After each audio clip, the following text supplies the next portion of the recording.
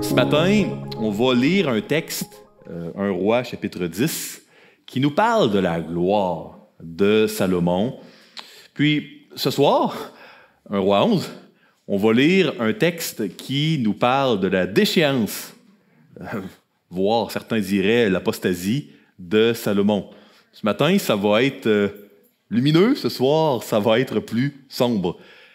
Pourquoi le narrateur du livre des rois prend-il plusieurs chapitres pour nous parler de comment Salomon était éclatant, extraordinaire, glorieux, surprenant, fascinant?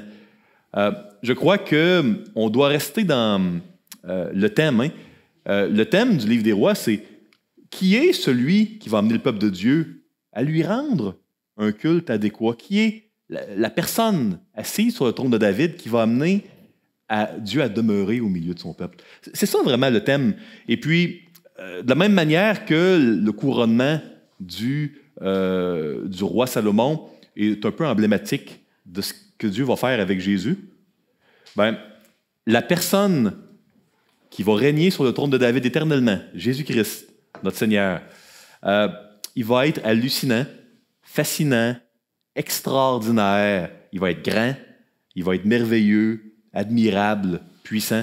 Donc, ce qu'on va voir ce matin, pourquoi autant de détails? On pourrait se dire, écoute, quelle application pour ma vie de voir la reine de Saba qui vient, puis tout le nombre de tonnes d'or qu'il y avait là, puis les pierres précieuses.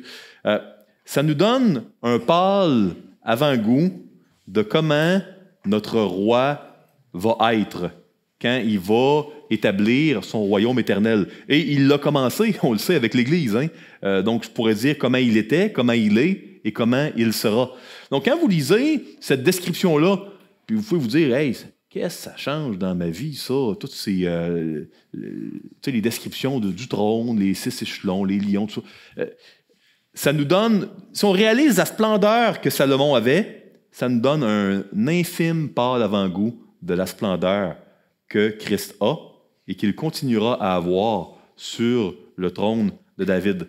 Et puis, ma prière, c'est que ce matin, que Dieu, par ce texte-là, puisse créer en nous des cœurs émerveillés par la grandeur de Dieu, des cœurs d'adorateurs.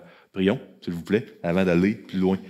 Seigneur Dieu, merci beaucoup pour ta parole qui est fiable, qui est sûre et certaine, qui permet de nous diriger les yeux au bon endroit, puisqu'on désire que tu diriges les yeux de notre cœur, Seigneur, au bon endroit ce matin, par ta parole, par le ministère de ton Esprit Saint.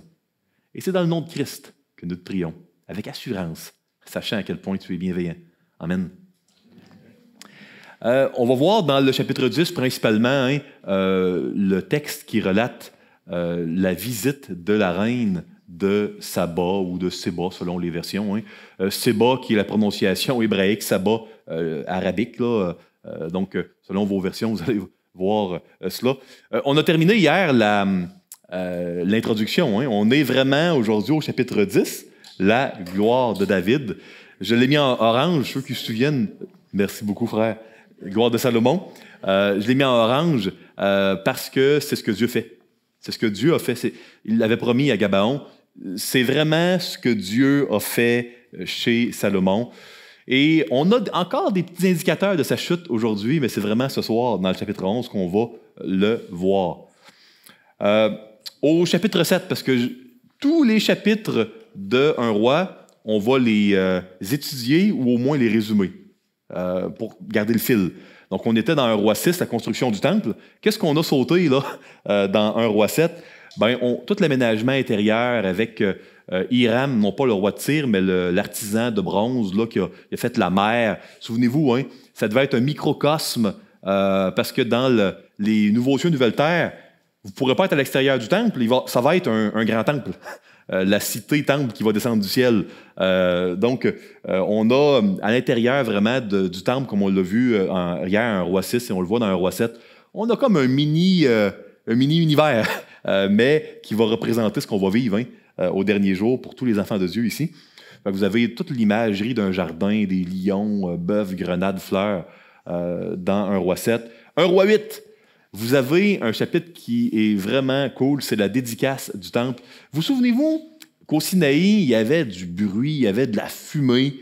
Quand Dieu apparaît dans les théophanies, il y a de la fumée, il y a souvent du tonnerre, c'est vraiment très, très spécial. On voit la gloire de Dieu.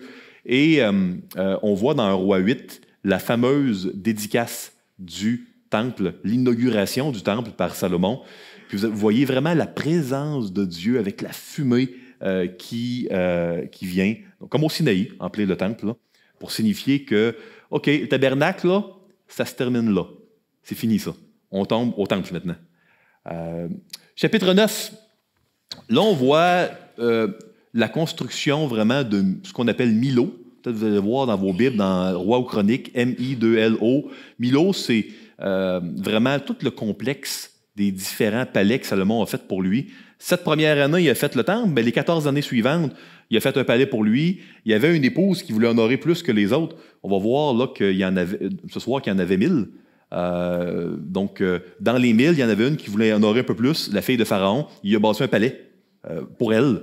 Dans le chapitre 9, on décrit le palais de Salomon, la salle d'audience avec son trône qui était sans comparable nulle part dans le monde, avec des échelons puis des statues. C'est incroyable. On voit également la forêt du Liban, qui est un genre de palais spécial avec des colonnes de cèdre de Liban. Donc ça, c'est Milo, c'est le complexe des palais de Salomon au chapitre 9.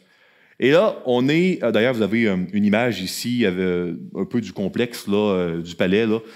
Moi, je vous encourage, si vous êtes comme moi je suis vraiment quelqu'un de visuel. Donc, peut-être que vous vous dites, Mathieu, sûrement il doit lire ça, toutes les mensurations, puis il doit avoir une image mentale. Détrompez-vous, c'est pas le cas. La manière avec laquelle je peux assimiler ces informations-là, c'est en regardant une représentation, sinon ça ne veut pas rentrer. Je suis très, très visuel. Donc, quand vous lisez, si vous êtes comme moi, puis ça a de la difficulté à rentrer quand vous ne voyez pas, allez vous chercher là, quelque part des représentations quand vous lisez le chapitre. Ça aide à se faire une image mentale, puis on retient. D'ailleurs, parenthèse, au niveau de l'apprentissage, en neurosciences, c'est prouvé qu'on va retenir, la consolidation de la mémoire se fait plus facilement si on a une image, si on comprend quelque chose. Mémoriser quelque chose que vous ne comprenez pas, là, bonne chance. La mémoire fonctionne mieux pour retenir l'information quand elle comprend. Donc, servez-vous d'une map ou d'une image. Là. Donc ça, c'est le chapitre 9. Chapitre 10, la visite de la reine de Séba. Donc, je vous lis les 9 premiers versets et ensuite, on va en discuter ensemble. Donc, 1 Roi 10. La reine de Séba apprit la renommée que possédait Salomon, à la gloire de l'Éternel, et elle vint pour l'éprouver par des énigmes. Elle arriva à Jérusalem avec une suite fort nombreuse, et avec des chameaux portant des aromates, de l'or en très grande quantité, et des pierres précieuses. Aromates, c'est le mot que Louis II va utiliser habituellement pour parler des épices. Le plus souvent, là, vous pourriez... les épices qui, en passant, là, étaient quelque chose d'extrêmement précieux dans l'Ancien Monde. Les épices, puis là, bon, peut-être qu'il y en a qui disent, il parle-tu de Dune, lui? Non, je parle pas de Dune, pas ce genre d'épices-là, ceux qui ont vu le film ou qui ont lu le livre. Les épices comme on a, là, à cette époque-là, ça venait de très loin, ça venait d'Asie. C'était un cadeau de roi. Surprenez-vous pas, dans Genèse 43, de voir Jacob qui veut donner un cadeau à l'intendant d'Égypte, puis il dit, prends des aromates, des épices. Ben, c'était vraiment un cadeau de roi à cette époque-là, ça valait très cher. D'ailleurs, pas la dernière parenthèse, je vais sûrement en faire d'autres, mais parenthèse encore. Souvenez-vous d'Ézéchias. Quand Ézéchias, il montre, puis c'était pas correct, là, Dieu le reprend, là, mais il montre sa salle des trésors, puis tout l'arsenal. Qu'est-ce qu'il garde dans la salle des trésors? Qu'est-ce qui est nommé avec les trésors? Pas seulement l'or, les aromates, ou les épices selon les versions. Pourquoi? Ben, c'était de quoi de très précieux. Donc, c'était riche ce qui est arrivé à ce moment-là. Donc, des aromates, de l'or en très grande quantité et des pierres précieuses. Elle se rendit auprès de Salomon et elle lui dit tout ce qu'elle avait dans le cœur. Okay? Verset 3. Salomon répondit à toutes ces questions et il n'y eut rien que le roi ne sache lui expliquer. Puis ça, c'est paradigmatique, c'est vraiment emblématique de comment Jésus va être. C'est qu'un pâle avant-goût, hein? Il y avait une sagesse qui... tu n'as pas l'avant-goût de la sagesse que notre roi Jésus-Christ a et qu'il continuera à avoir pour l'éternité. Sagesse indescriptible. D'ailleurs, privons-nous pas de demander la sagesse à notre roi parce qu'on a un accès direct auprès de lui. Emmène à ça. Verset 4. La reine de Séba vit toute la sagesse de Salomon et la maison qu'il avait bâtie, et les mets de sa table, et la demeure de ses serviteurs, et les fonctions et les vêtements de ceux qui le servaient, et ses chansons, ceux qui servaient le vin, et ses holocaustes qu'il offrait dans la maison de l'Éternel. Elle en eut le souffle coupé. Parenthèse, elle a vu le temple. Fait que ceux qui se demandent c'est quand que ça se passe, tu sais, les gens, les geeks puis les freaks de la datation, là, ici, chronologie, ça veut dire que comme il a bâti Salomon la 4e année de son règne, le temple, puis que ça a pris 7 ans, ça veut dire qu'on est au minimum de la visite de la reine de Saba à la 11e année de son règne. Vous êtes d'accord avec moi? Or, il semble que les palais étaient pas mal bâtis, parce que c'est pas certain, mais si on suspecte que c'était quasiment fini, rajouter 14 ans à ça, fait que 14 plus 11 plus 4, ça nous fait, dans le fond, on est rendu à 21 années de construction plus 4, 24 années. On serait peut-être à peu près, probablement qu'on est là au milieu du règne de Salomon qui a régné 40 ans. En passant, les textes nous disent. On serait probablement au milieu. Pas à la fin quand il s'est apostasié, puis que sinon, elle n'aurait pas rendu gloire à l'Éternel comme ça. Il semble vraiment qu'elle associe tout ce qu'elle voit à Yahweh, à l'Éternel. Fait qu'on n'est pas au début, ça c'est certain, elle voit la maison de l'Éternel. On n'est pas à la fin, on est probablement au milieu. Donc, elle en a eu le souffle coupé quand elle a vu la maison de l'Éternel. Verset 6. On va faire avancer ici, ça en même temps ici. Et voilà. Elle dit au roi, « C'était donc vrai ce que j'ai appris dans mon pays au sujet de ta position et de ta sagesse. » Verset 7. « Je ne le croyais pas avant d'être venu et d'avoir vu de mes yeux. Et voici, on ne m'en a pas dit la moitié. Tu as plus de sagesse et de prospérité que la renommée ne me l'a fait connaître. Heureux tes gens, heureux tes serviteurs qui sont continuellement devant toi et qui entendent ta sagesse. Béni soit l'Éternel ton Dieu, qui t'a accordé la faveur de te placer sur le trône d'Israël. » C'est impressionné, hein? C'est parce que l'Éternel aime, hein? Ça c'est vraiment le nom propre de Dieu, c'est Yahweh, c'est l'Éternel, aime à toujours Israël, qu'il t'a établi roi pour que tu fasses droit et justice. Donc, ça, c'est ce que la reine de Saba dit. Maintenant, c'est qui la reine de Saba? On lit, mais parlons-en un peu. Peut-être que vous avez lu Job à un moment donné, puis vous avez vu, Job, les Sabéens sont venus, puis ils ont détruit tes caravanes. Ou peut-être vous avez lu Ésaïe ou Ézéchiel ou Joël, puis il parle des Sabéens. Les Sabéens, c'était les habitants de Séba ou Saba, selon vos versions. Elle était la reine de cette place-là. C'était très, très probablement à l'emplacement du Yémen actuel, donc au sud-ouest de la péninsule arabique. Là. Je vais vous montrer une carte tantôt. C'était un pays qui était extrêmement riche parce que, je vais vraiment vous expliquer, c'est assez simple à comprendre. Il était au milieu du trafic entre tout ce qui est Asie, puis la mer, l'océan Indien et la Méditerranée. Il n'y avait pas le choix de passer par là. Donc, comme c'était le royaume qui gouvernait ce passage-là, c'est un peu comme aller au... qui était déjà allé au Panama? Tu sais, il y a quelques personnes, hein? Le canal du Panama, il y a tellement de commerce qui passe par là que juste avec ça, je ne connais pas les chiffres, mais ça assure la prospérité économique du pays. C'était encore plus vrai pour le Saba. Ils pouvaient taxer tout ce qui passait et revenait. Donc, c'était un royaume extrêmement riche. C'était probablement une mission commerciale qui se faisait dans un roi 10, parce que de la même manière qu'elle contrôlait tout ce qui passait à l'embouchure de la péninsule arabique, je vais vous montrer une carte, Salomon aussi contrôlait à l'entrée de la Méditerranée tout ce qui passait. Lui aussi pouvait faire des taxes. C'était probablement gagnant que la reine de Séba puis Salomon s'entendent puis fassent un accord. C'était très certainement ce qui s'est produit. Vous voyez elle amène des chameaux qui étaient les animaux utilisés dans le désert pour faire des longs voyages en étant chargés. Elle a fait quand même 2000 km à peu près, la reine de Séba, pour se rendre là. Et puis, quand deux monarques dans l'ancien Moyen-Orient se rencontraient, il y avait des échanges de cadeaux. Quand c'est des monarques très, très, très riches, ben, il y a des échanges de cadeaux très, très, très riches. Donc, il y en avait de la marchandise en cadeau, de la marchandise digne de roi.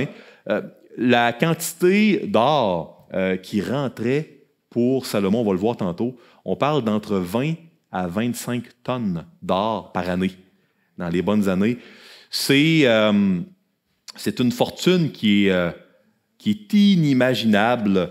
Ça serait certainement considéré de nos jours parmi la personne la plus riche ou les personnes les plus riches de la terre. Et c'est vraiment ce que Salomon était à ce moment-là. Quand on parle des Sabéens, à quelques endroits dans les Écritures, on en parle comme étant un peuple riche qui ont des affaires rares, puis des affaires très dispendieuses. Je vous donne 2 versets juste pour... mais vous allez trébucher là-dessus dans la Bible. Ésaïe 60. « Tu seras couverte d'une foule de chameaux, de dromadaires de Madian et d'Épha. Ils viendront tous de Séba. Ils porteront de l'or et de l'encens et publieront les louanges éternelles. » Donc, peut-être que il y en a qui ont des expressions riches comme Crésus ou peu importe là, les expressions pour désigner là, la richesse. Séba, c'était vraiment le symbole de la richesse. Jérémie 6. Qu'ai-je besoin de l'encens qui vient de Séba? Hein, ça de quoi de fancy? Ça vient probablement de Séba. Du roseau aromatique d'un pays lointain. Vos holocaustes ne me plaisent point et vos sacrifices ne me sont point agréables. Jérémie 6. Il y a un contexte, mais quand on parle de Séba dans la Bible, là, ou des Sabéens, c'était riche. C'était riche à cause du commerce. C'est ce qu'on doit retenir. Là, voici la carte. Je vais vous montrer 2 cartes. On m'a dit que j'avais un pointeur, fait que je vais pouvoir être docile, rester dans l'emplacement de la caméra, mais vous montrer. Donc, voyez-vous ici? Ça, c'est Séba, le point vert. Fait que ça, c'est l'océan Indien ici. Donc, toutes les caravanes qui viennent de l'Inde et puis de l'Asie passent par ici. Ça, c'est la péninsule arabe. Ils passent par là. Puis tout ça, ça était contrôlé par Salomon en haut. Je vais vous le montrer dans une autre carte.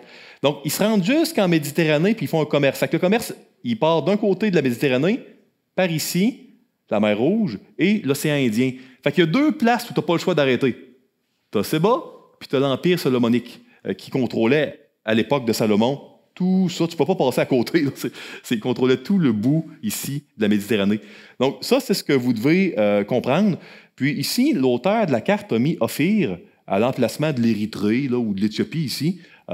Ophir qui était, on va le voir un peu tantôt, Salomon aurait eu des mines ou du moins un endroit où il allait chercher de l'or là, par bateau là, tous les ans, qui était appelé le pays d'Ophir. Le bon roi Josaphat a voulu y retourner, mais ça n'a pas marché. Bon. Ophir, il y a beaucoup d'encre qui a coulé là-dessus. C'était où? L'auteur de la carte ici fait probablement les gens qui disent que c'était en Éthiopie ou Érythrée. Le poète Milton, au Moyen-Âge, lui disait non, c'est en Mozambique, c'est plus haut. Certains vont dire que c'est au Zimbabwe, parce qu'il y avait des mines d'or là-bas. Donc, on ne sait pas vraiment, mais il y avait quelque part là, en Afrique, dans cette région-là, il y avait un pays, le pays d'Ophir, où il y avait énormément d'or, et puis il y avait probablement des mines qui ont été bâties. Et puis, on sait qu'il y avait des mines d'or à cette époque-là. Hein. On a des preuves archéologiques historiques qu'il y avait des mines d'or à différents endroits. Ce n'étaient pas les mines qu'on a de nos jours, hein. Mais il y avait des mines.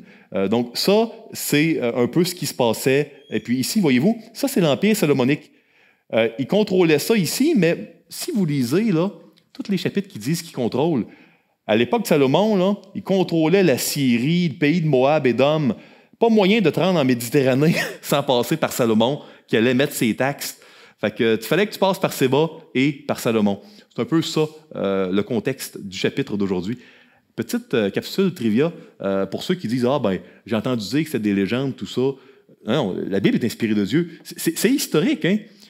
D'ailleurs, dans les écrits symboliques de l'époque, tu n'avais pas autant de détails sur les dates, sur le nombre précis d'argent qui rentrait, qui était là.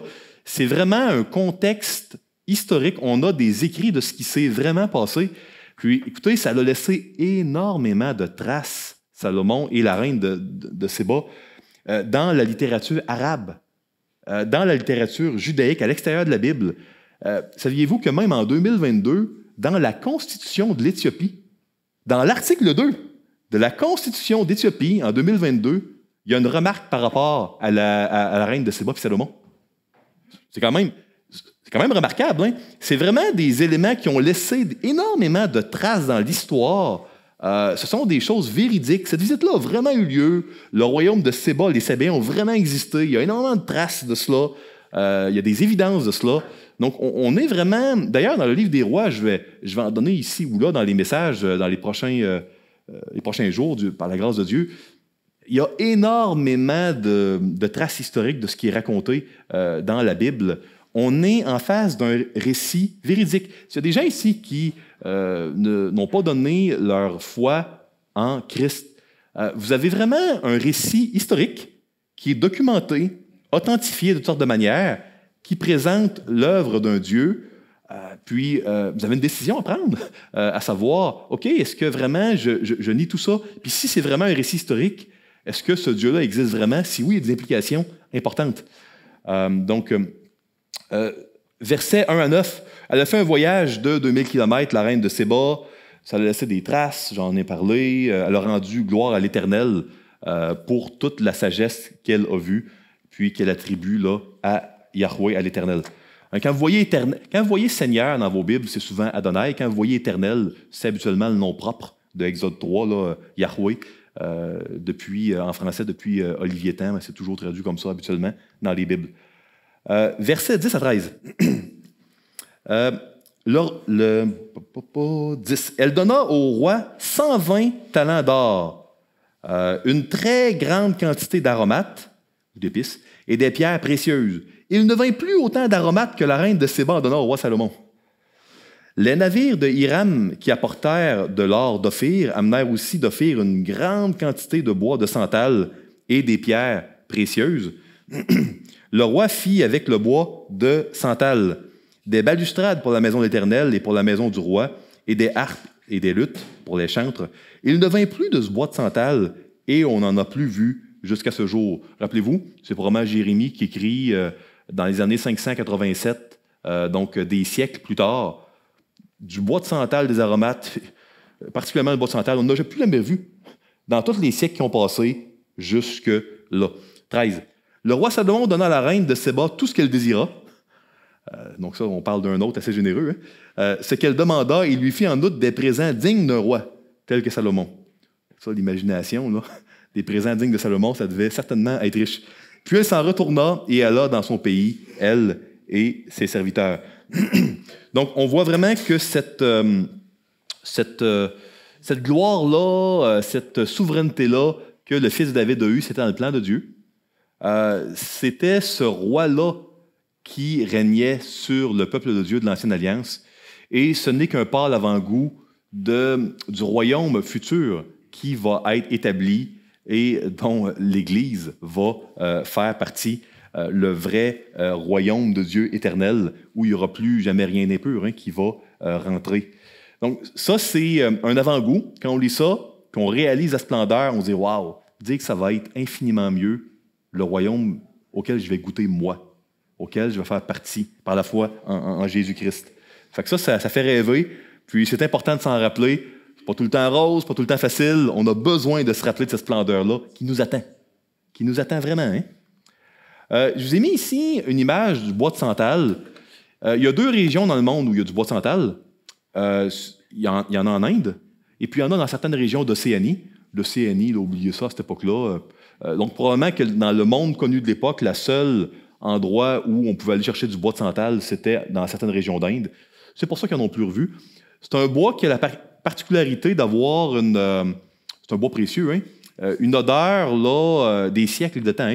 Il y a des temples qui ont plusieurs siècles en bois de santal en Inde, puis ça sent toujours là, un genre d'odeur là, spéciale. Là.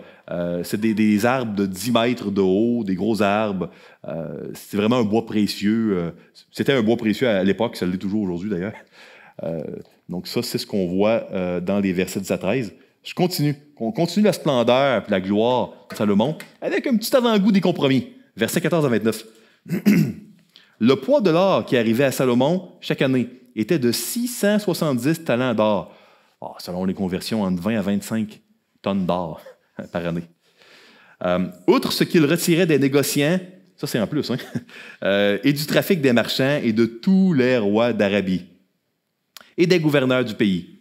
Le roi Salomon fit 200 grands boucliers d'or battus, pour chacun desquels il employa 600 cycles d'or. Voyez-vous, c'est très précis, hein? Et 300 autres boucliers d'or battus, pour chacun desquels il employa 3 mines d'or. Et le roi les mit dans la forêt, dans la maison de la forêt du Liban. C'était le palais là, avec des colonnes de cèdre là, que je vous ai montré sur la carte tantôt. 18. Le roi fit un grand trône d'ivoire et le couvrit d'or pur. Le mot traduit par ivoire dans nos Bibles, dans la Bible Louis II, les spécialistes ne sont pas certains s'il s'agit d'ivoire ou d'ébène. Peut-être que dans vos versions, ils mettent de l'ébène. Parce qu'il y a un autre mot pour ivoire, et puis il y en a un qu'on est sûr que c'est de l'ivoire, puis l'autre, on n'est pas certain. Donc, quand vous voyez, il est possible que parfois, vous lisiez ivoire, puis dans d'autres Bibles, ébène. C'est normal. Donc, un grand trône d'ivoire le couvrit d'or pur. 19. Ce trône avait 6 degrés, donc des marches, là, et la partie supérieure en arrière en était arrondie par derrière. Il y avait des bras de chaque côté du siège. 2 lions étaient près des bras et 12 lions sur les 6 degrés de part et d'autre. Il ne s'est rien fait de pareil pour aucun royaume. Donc, la salle du trône était sans aucun comparable nulle part ailleurs dans le monde. 21. Toutes les coupes du roi Salomon étaient d'or, et toute la vaisselle de la maison de la forêt du Liban était d'or pur. Rien n'était d'argent, on n'en faisait aucun cas du temps de Salomon. 22. Car le roi avait en mer des navires de Tarsis avec ceux de Hiram. Et tous les 3 ans arrivaient des navires de Tarsis apportant de l'or et de l'argent, de l'ivoire, des singes et des pains. Donc, le premier mot pour le trône, ça, on est sûr que c'est l'ivoire, mais le deuxième ici, ivoire, singe et argent, là, on n'est pas certain si c'est encore une autre sorte d'ivoire ou si c'est de l'ébène. Je fais une parenthèse, vous dites, c'est quoi ça des navires de Tarsis? Tarsis, c'est-tu la place où Jonas avait fui? Y avait-tu un trafic là-bas? Il n'y a aucune évidence qu'il n'y avait aucun commerce, aucun trafic de Tarsis. Quand vous avez l'expression des navires de Tarsis dans l'Ancien Testament, ça veut dire, comme c'était l'endroit le plus loin que les Juifs connaissaient, c'était un peu dire des navires de calibre océanique. Quand tu avais un navire de Tarsis, c'était un navire fait pour aller loin.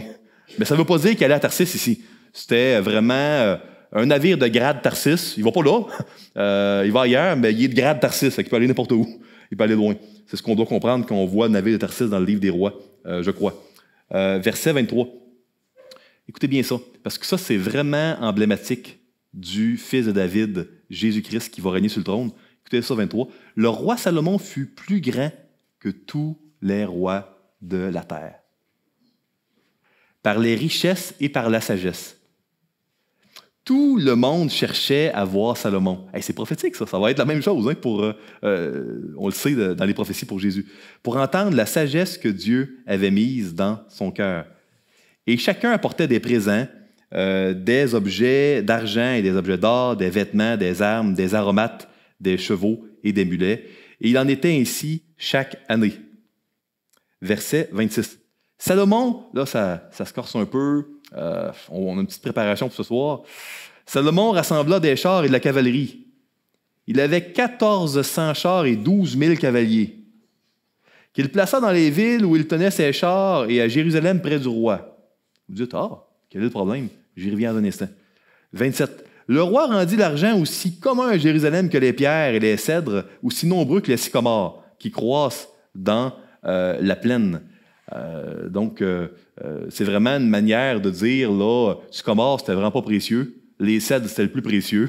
C'est une manière de dire, là, vraiment, c'était très, très, très commun, les richesses à l'époque de Salomon. 28. Encore là, un petit hint de la déchéance qui s'en vient. C'était de l'Égypte. On précise, on est très précis ici, le narrateur, pour une des richesses qui venait, là. C'était de l'Égypte que Salomon tirait ses chevaux. Une caravane de marchands du roi allait les chercher par troupes à un prix fixe. Un char montait et sortait d'Égypte. Voyez-vous comment il y a des détails ici? C'est intentionnel. On est toujours intentionnel dans la littérature hébraïque ancienne. Quand on dit quelque chose, il y a un but, on veut faire un point. Un char montait et sortait d'Égypte pour 600 cycles d'argent et un cheval pour 150 cycles. Il en amenait de même avec eux pour tous les rois d'Hétiens et pour les rois de Syrie. Bon, on a toute la richesse et la gloire, avant-goût de ce que Dieu voulait pour le fils de David qui régnait sur le trône, avant-goût de la personne qui amenait Dieu à demeurer au milieu de son peuple, mais on a le premier élément de la gloire de Salomon, souvenez-vous, hein? On a commencé par ça. Il a marié la fille de Pharaon et on termine encore. On commence puis on termine là, au niveau de sa gloire avec « ça a mal commencé, mais c'est bien discret au début, ça finit mal ». Bon, quel est le problème avec l'Égypte? Est-ce que je suis contre les Égyptiens? Pas du tout. On a même des amis égyptiens. Oui, mais c'était bas, c'était étranger. Il y avait plein de pays étrangers. Égypte, vous savez, les enfants d'Israël avaient quand même passé 400 ans, hein, esclaves là-bas. Puis il y avait eu une guerre. Il y avait eu une guerre contre l'Éternel puis les dieux égyptiens. Puis quand Pharaon, dans Exode 5, là, il a demandé « C'est qui l'Éternel? Pourquoi j'obéirais puis je laisserais sortir les enfants d'Israël, d'Égypte, pour qu'ils aillent adorer l'Éternel? » Moi, je ne connais pas ça. Je ne connais pas l'Éternel. Ça a enclenché les 10 plaies d'Égypte. Alors, il a répondu « Qui est l'Éternel pour que je le laisse sortir? » Ben, l'Éternel lui a répondu « Je suis celui qui est plus fort que tous les dieux égyptiens. » Les plaies étaient reliées à des domaines de dieux égyptiens. Plus fort que le dieu du Nil, de la lumière, plus fort que tout. 1. 2. Sans moi, tout s'écroule, tout s'effrite, se désintègre. C'est ce qui s'est passé en Égypte durant les 10 plaies. Puis 3. Celui qui peut sauver, qui a un plan pour sauver. Fait que c'est pour ça, Pharaon, tu devrais laisser aller, sortir mes enfants. Puis, les enfants d'Israël ne devaient plus retourner en Égypte. Il y avait même des instructions précises. L'Éternel avait dit dans le Deutéronome, pour les rois, il y avait donné une couple d'instructions, pas tant que ça, hein? Mais dans les instructions, c'était « Sois bien certain de ne pas avoir un grand nombre de femmes. » Puis, il y en a eu 1000. Puis, sois bien certain de ne pas faire venir des chevaux d'Égypte. Vous voyez, il y a eu 14 000 cavaliers, il y a eu des milliers de chars. Donc, peut-être qu'il se pensait plus sage que ça, puis qu'il disait j'en ai besoin, il a peut-être rationalisé. C'est ce qu'on fait avec le péché. Moi, c'est ce que je fais, on rationalise, puis on nous dit on va faire attention, etc., puis ça ne doit pas vouloir dire ça. Puis, tu sais, j'ai tellement vu souvent, moi je suis conseiller biblique, je rencontre des gens, tellement souvent vu des gens qui, par exemple, tu sais, frapper tant la joue droite, si on frappe la joue droite, tant la joue gauche, etc., résiste pas aux méchants. Et si j'ai vu des gens dire « Ah, ça devait vouloir dire telle affaire ». Les affaires qu'on n'aime pas dans la Bible, là, on est bon pour rationaliser ça. Moi, je suis bon pour rationaliser ça, je vous le confesse humblement.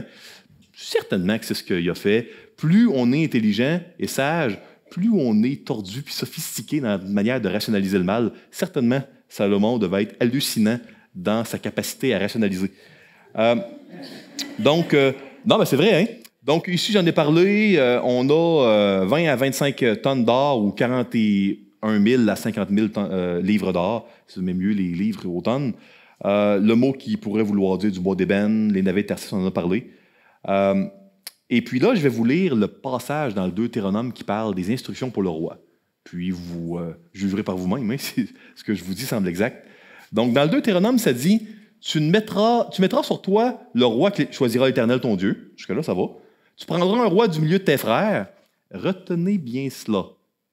Parce que demain matin, on va y revenir. Tu prendras un roi du milieu de tes frères. Tu ne peux pas prendre un roi d'une autre nation, hein? Gardez ça en tête pour demain matin, c'est important. Tu ne pourras pas te donner un étranger, c'est dit 2 fois, être sûr qu'on comprend, qui ne soit pas ton frère. Ça va arriver 2 fois au Royaume du Nord, probablement. On va y revenir demain, du voulais. 16. Mais qu'il n'y ait pas un grand nombre de chevaux. Qu'il ne ramène pas le peuple en Égypte. Lui, il avait des chevaux d'Égypte. Fait qu'il ne va pas avoir beaucoup de chevaux pour ne pas aller en Égypte. L'Égypte était leur spécialité, les chars et les chevaux à cette époque-là du monde, on le sait. Il y a des écrits historiques qui nous le disent. Pour avoir beaucoup de chevaux, car l'Éternel vous a dit, vous ne retournerez plus par ce chemin-là. L'orateur décrit le chemin, la manière dont il faisait ça. Le char allait chercher, il revenait. 17. Qu'il n'y ait pas un grand nombre de femmes afin que son cœur ne se détourne point et qu'il ne fasse pas de grands amas d'or et d'argent. Maintenant, il devait avoir, dans le meilleur des mondes, une femme. Ça, c'est certain, pas plus. Mais certainement, c'était impensable qu'il y en ait un grand nombre. Puis lui, il y en a eu 1000. Il n'y a jamais eu de roi qui en avait eu, qui a régné au nord ou au sud, qu'on sait qu'il y en a eu autant que lui. Donc, ici, pourquoi il ne doit pas avoir un grand nombre de femmes? Écoutez la suite. Afin que son cœur ne se détourne point et qu'il ne fasse pas de grands tamas d'argent et d'or. On dirait exactement, là, dans Deutéronome, les derniers conseils que Josué donne aux enfants d'Israël dans Josué 23-24 avant de partir, avant de décéder. Pour pas, si tu vas avec des femmes étrangères, pas étrangères, pas de problème que Boaz marie Ruth la Moabite, là. Aucun problème, elle s'est convertie. Dit ton Dieu sera mon Dieu. Hein? Là où tu iras, j'irai. Elle s'est convertie au chapitre 1. Ça peut être une Moabite. Ça peut être Rahab, la prostituée. Elle s'est convertie. Étrangère dans le sens, là, elle n'appartient pas à l'Éternel. Vous comprenez? C'est ça que vous devez comprendre. Quand il s'assiera, 18, sur le trône de son royaume, il écrira pour lui, dans un livre, une copie de cette loi qu'il prendra auprès des sacrificateurs, les Lévites. Puis il devait la lire tous les jours de sa vie, puis vraiment l'apprendre. Ah ben, on l'a 19. Je ne savais pas que je l'avais mis. Il devra l'avoir avec lui et lire tous les jours de sa vie afin qu'il apprenne à craindre l'Éternel son Dieu, à observer et à mettre en pratique toutes les paroles de cette loi et toutes ses ordonnances. 20. Afin que son cœur ne s'élève point au-dessus de ses frères et qu'il ne se détourne de ses commandements ni à droite ni à gauche, afin qu'il prolonge ses jours dans son royaume, lui et ses enfants, au milieu d'Israël. Donc, ça, c'était vraiment les éléments que Dieu avait demandé au roi. Puis on voit qu'il a dérogé. Il est allé en Égypte, grand nombre de chevaux, grand nombre de femmes.